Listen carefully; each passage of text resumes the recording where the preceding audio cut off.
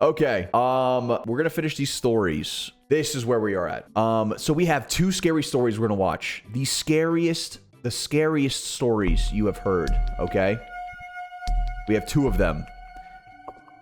The bonfire. Simply put, a goth. The bonfire. What is that? Oh, the bonfire. Someone who finds beauty in things that most other people consider to be pretty dark. But most Americans tend to associate the term goth with the teenagers of the late 90s and early 2000s that wore all black and wore heavy black boots and would hang out in low-key fire aesthetic. And you know what? It's coming back too, man. Listen. I remember when I was in high school, people used to bully me because I would have like long hair. I was a skater kid. I would wear skinny jeans, paint my nails, and everyone's like, "Oh, dude, what a loser." But now look, it's getting mainstream now. Looking alt is cool. While that representation of goth culture is, of course, limited, it is a good representation of the 2 protagonists in today's story. Best friends, Rachel and Molly. In the 1990s, Rachel and Molly were full-blown goths. They had black hair, black makeup, black clothes. They had the black heavy combat boots. And at one point, they and their other goth friends started hanging out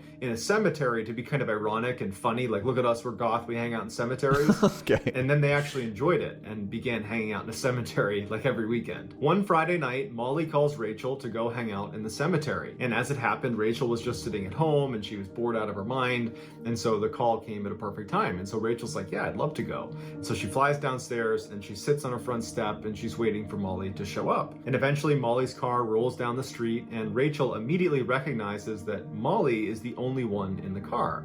And Rachel, whenever she would go to the cemetery at night with Molly, they were always there with a group of at least 4 people. Even though they liked hanging out in the cemetery, they did recognize that it was a little bit... Dude, cemeteries are scary, man. I could never. I don't know, man. I couldn't just like chill. I don't know. Something like I would go to one because it's cool, but I wouldn't like chill in one. Does that make sense? I wouldn't go periodically. Creepy at night to be out there. And so they liked kind of rolling in a fairly big group. And so Rachel hops in the car and her first question to Molly is, where is everybody? Are they meeting us there? And Molly said, oh no, everybody else is either working or they're kind of hungover from the party from last night. So it's just us 2. I hope that's okay. And at the time, Rachel actually in her head was like, no, I don't really want to do this anymore. But she was like, oh yeah, that's fine. Yeah, we'll just go. Just the 2 of us. Just us 2. Fine. Molly takes off from Rachel's house and she makes the familiar kind of winding commute to the front gate of this enormous cemetery that sits right in the center of town. They drive underneath this massive wrought iron gate that looks very medieval, very foreboding. It looks like it's out of a cheesy horror movie, this like cliche entrance to a cemetery. And so they go through there and they're on this road that stretches all the way down through the cemetery and basically splits it in 2. On the left side, as you're driving in, was an area closest to town, and also it butted up against a major public university. And then on this side of the cemetery, you had a bunch of residential houses that butted up against the side of the cemetery. And where Molly and Rachel and their crew like to go was on the right side, all the way I forgot back I was in the watching this at corner, 1.5 speed. It was kind of situated. I started zoning out. Hills, where not only were they obscured from the cemetery road and the main road, once they were down in this little depression, there was also no houses that happened to look over that spot. So it was kind of like the hidden section of the cemetery. And there was also this big boulder that people sat on and a big tree you could lean up against. So that was their like spot. A chill so spot. Molly drives in the gates, she heads down that road and she turns right onto a dead end road. She takes that down about a couple hundred meters till it dead ends and they park. And then the girls get out of the car, real they stories. light up cigarettes and they walk down this hill that's just beyond where this dead end comes to an end. And so they walk down this hill and it brings them to this clearing where this big rock and tree is. Rachel hops up on the rock and she turns around, so she's facing back up the hill they just walked down, and Molly is right next to her on her right, leaning up against the tree. And for the next hour or so, they just crushed cigarettes and talked about their various boyfriend drama and life drama and whatever else they wanted to talk about. After a while, the girls started to smell a bonfire, and from where they were sitting, they could see a hill in front of them, and there was actually I love the smell of bonfires. I know this is off topic, but I just love the smell of bonfires. I don't know why. They just smell so good. It's like therapeutic in a way. Hill over here, and so their view is pretty obscured out of this little valley they're in, so they can't see any fires anywhere. And so they assumed that what they're smelling was a fire coming from the other side of the cemetery, because there's that huge university over there, and they knew sometimes the college kids would come onto the cemetery, and they would light fires over there, and inevitably the police would get called, and they would break up the fire because you're not allowed to have a fire on the cemetery. You mean and whenever they did that, bonfires? the police would actually make rounds around the entire cemetery, and historically, basically, if you were there hanging out, they would tell you to leave. And so they think, okay, this is probably a good time to leave, because probably in the next 30 minutes to an hour, the police are going to be here, they're going to come over here, see our car, and they're going to ask what we're doing, and we're going to have to leave. So let's just leave now. So Rachel hops off the rock, and the two of them begin meandering their way back up the hill towards the car. When they get about halfway up the hill, they notice to their right something bright. Now, because they were higher up, they could actually Oh, hell no. Hell no. Hell no. I'm gone. I'm gone. I'm leaving. I don't care. Don't care. And whoever is starting the fire, even if it is a normal person starting a fire, why are they doing that by a cemetery? Nope. Nope, I'm gone. That shit scares me, man. Over the hill to their right, and what they were seeing was the top of a bonfire. So the girls take a couple more steps up the hill to gain some elevation to hopefully be able to see better down into where this fire is. But even when they're up almost at the top of the hill, that fire is too far down on the other side of that hill that they can't see any people, and they can't really tell how big the fire is. They're just basically seeing the top flickers of it. Even though they don't know anything about the people over there at this fire, what they do know is when they showed up, there was no fire over there. They would have recognized it. So whoever's over there had to have shown up and built this fire while Rachel and Molly were down at the rock and tree, which means there's a pretty good chance they didn't see Rachel and Molly. This is a pretty private area. Their car was parked a little bit off to the side of the trail, and so Molly picks up on this and she says to Rachel, hey, let's sneak back down and walk up their hill and look down and see who's here. I bet it's a bunch of college kids. It'll be funny to see what they're doing. But Rachel had a weird feeling about it. She's thinking to herself, if this is college kids, why would they have their bonfire this far away from campus? I mean, True. No, Molly's actually 5 head as hell. Honestly, Molly got a good head on her shoulders. The other girl, not so much. this is literally the farthest point away from the side of the cemetery that's close to their campus. If they're having a party over here, there's a good chance that anybody going to it is going to need to drive. And that just doesn't make sense if you can just walk to the other side of the campus and have a bonfire over there. And so Rachel is logically deducing What's this video about? this is Scary. probably not Scary stories. college kids.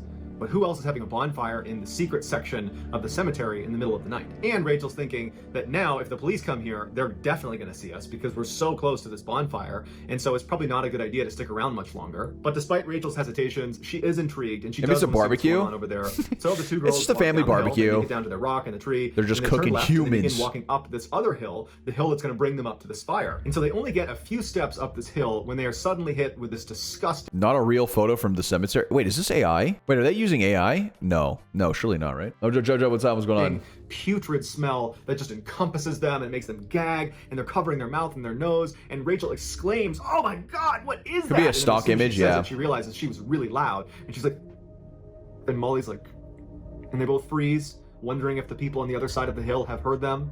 And after a little bit of silence, Molly's like, "You want to keep going?"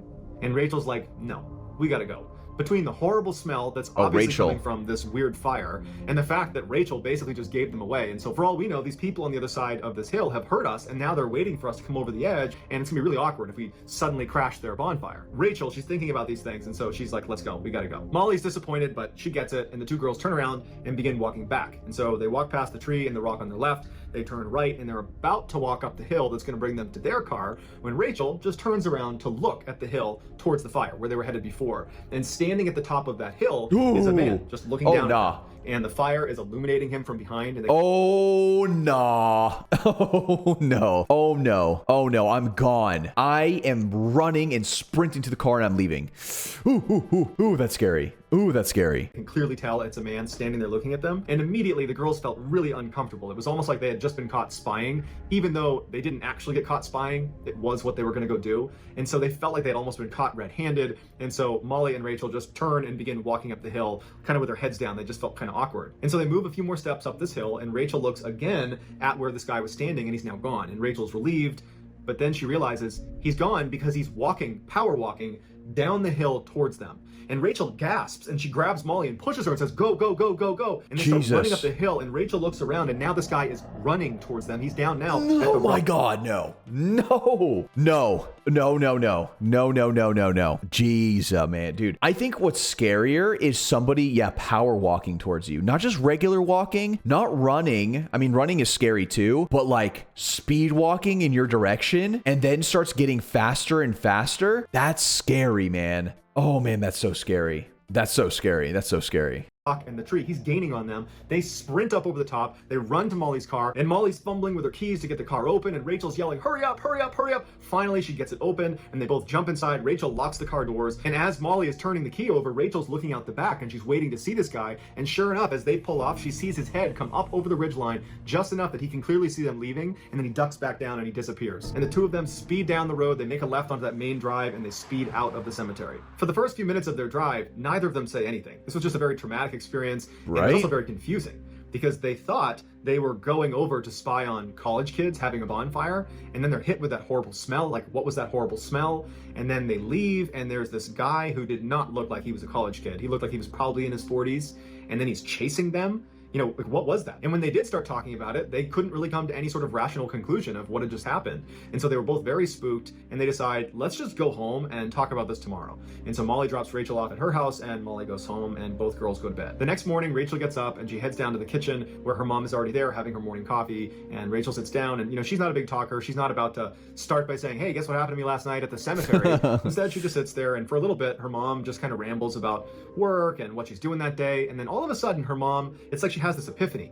And she goes, Rachel, did you hear what happened last night? And Rachel's like, no, what? And her mom's like, someone I work with. I don't know her personally, but she works in the same building as me. She got kidnapped from the parking garage where I parked my car. I have seen her park her car in this lot, and she got kidnapped. And Rachel's like, oh my God, really? Like, what happened to her? Did they find her? And her mom was like, yeah, but it was the girl who, oh my God, the kidnap. That was the guy who kidnapped her and then burned her on the bonfire. too late. The person who had kidnapped her had killed her and then tried to dispose of her body at the cemetery by burning her in a bonfire. Oh! Rachel suddenly felt sick because now she knew what was happening last night, and she knows what that smell was. Rachel immediately pours her heart out about everything that happened the night before, and her mom is totally horrified, but she's in particular horrified that they clearly had been there when the killer had arrived and set up shop and began burning this body. They were just literally 50 meters away the whole time.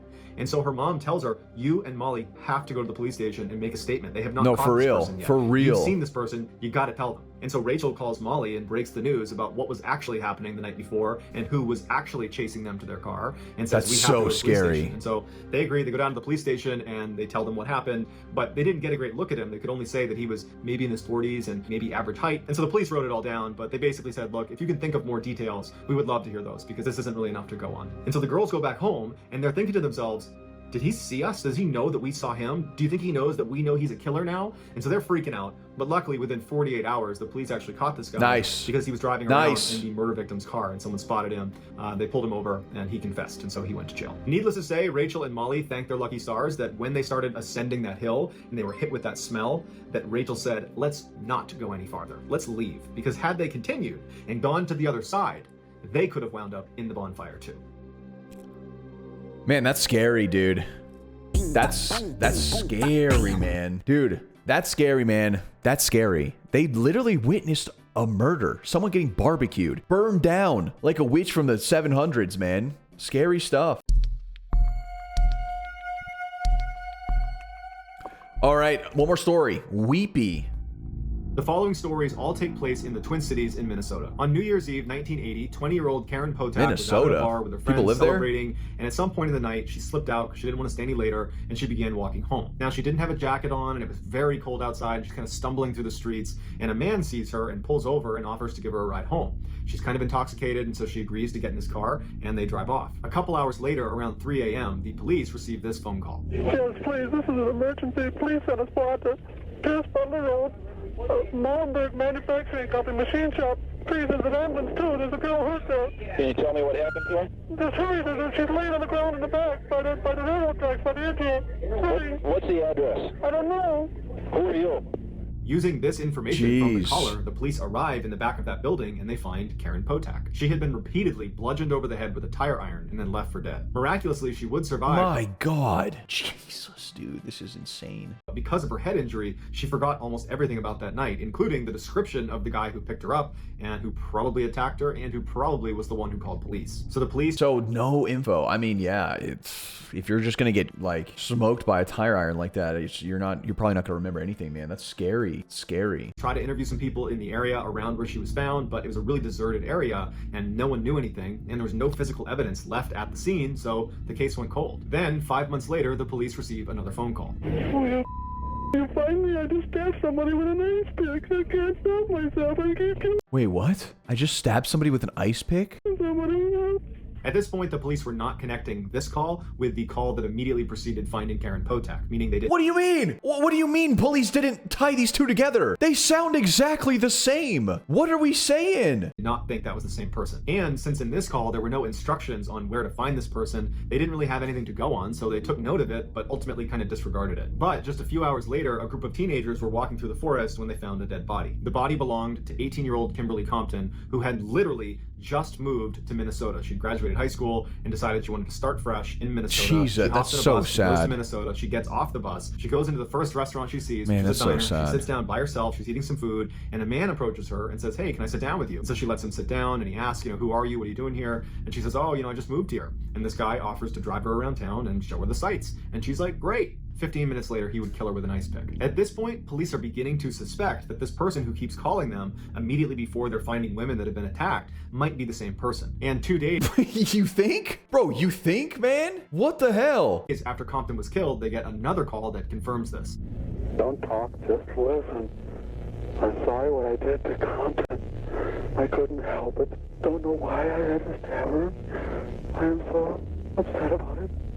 I keep getting drunk every night. I can't believe I did. It's a big dream. I can't think of being locked up. If I get locked up, I'll kill myself. I'd rather kill myself than get locked up. I'll try not to kill anybody else. What is From this point forward, they Nah, refer to this caller guy? as No. Surely, come on. What's happening, the dude? weepy-voiced killer. And even though they had The his voice weepy-voiced recorded, killer. they didn't have any physical evidence because he didn't leave any at the scene with Compton either, so they didn't have much to go on. The police would go to the diner and they would talk to the staff that was there, and they would give a general description of the weepy-voiced killer, but it wasn't enough to pinpoint a suspect. So once again, this case went cold too. 6 months later, the police received yet another call. Fire emergency. Please don't talk, just listen. I'm sorry I killed that girl. I stabbed her 40 times. Kimberly Compton was the first one. Oh, my face. I don't know what's about me. I'm sick. I'm going to kill myself, I think. Where are you? I'm just going to... If somebody dies with a hook shit on its feet, I killed both of them.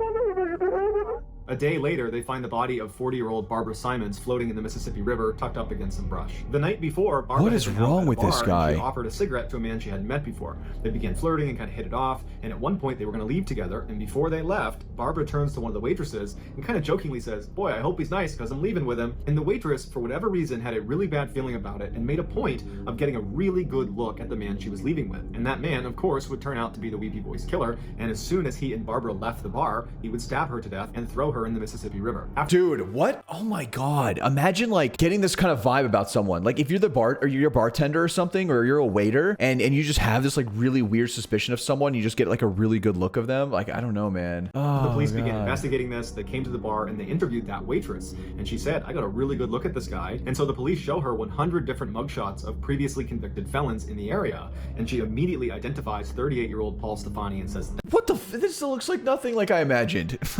What, dude? What is wrong with this guy? Other than his comb over, man. Damn. "That's the guy." Paul had been convicted for aggravated assault, and he also had a history of mental illness. Paul is immediately put under surveillance, but within 24 hours, he manages to ditch his tail and goes straight into downtown Minneapolis, where he picks up 19-year-old street worker Denise Williams. Paul No, took her down a dark man. alleyway, and she kind of sensed something was wrong. And so she grabbed a glass bottle that was sitting on the floor of the car. And when he went to attack her, she managed to hit him in the head and cut his face Nice. really, really badly. Nice. And she managed to protect herself enough that she could get out of the car and run away and Nice. save her own life. And a neighbor saw her running out of the car and kind of saw the whole exchange, didn't like how it looked, so they called 911. When police showed up, Paul was long gone. That same night, police get another call from the weepy-voiced killer. This one's a little bit different. He's How actually did they asking not for help caught for him? himself. I need an ambulance. Where?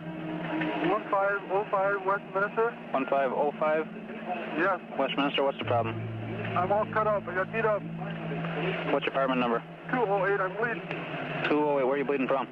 From my arm, my face, my head. Now, by the time this call is being made, the audio recordings of his previous phone calls had been made public. They were aired on radio shows, on TV. People had heard his voice, and it's Oh, fairly wait, he's distinctive. And throwing. the dispatcher recognized his voice and told Good. police, "There's Finally. a chance the weepy-voiced killer just called us." So an ambulance Finally. comes and picks up Paul Stefani and brings him to the hospital, and when he's sitting in his hospital bed, police walk in and they apprehend him. He pled not guilty, and prosecutors did not actually have that much evidence connecting him to each of these attacks. They had these audio recordings, but that was about it. And so ultimately, he got 58 years in prison, not a life sentence. but considering his age, it wound up functioning like a life sentence. 12 years into that sentence, he was diagnosed with terminal cancer and was told he only had a year to live. And so it was at this point that he confessed to all of the attacks, including one they didn't know about. He murdered 33-year-old Kathleen Greening in her own home. He just didn't make a phone call to police afterwards. Paul would die shortly after his confessions.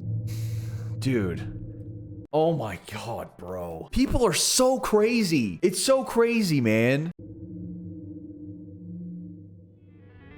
Thank you so much for watching. Let me know what you thought of today's episode. Damn, man, that's insane. How did they not apprehend him? Wait, when did that take place? I think they said 1980, right? Okay, so I guess that makes sense. Technology wasn't really there, so they couldn't find out who that was right away. But damn, man, these were some good stories. Hi, if you wanted to watch this before it gets uploaded onto YouTube, go check it out on my Twitch at TreyBinVT. All right, bye.